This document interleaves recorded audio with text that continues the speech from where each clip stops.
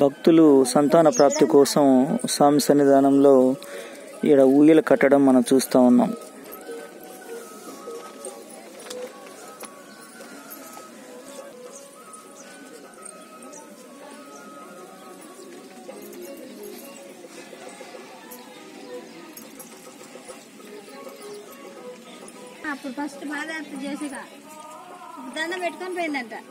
ఈ కనిపిస్తున్నటువంటి ఊయలలో ఖమ్మం జిల్లా వాసులు సంతాన ప్రాప్తి కోసం స్వామి సన్నిధికి వస్తే వారికి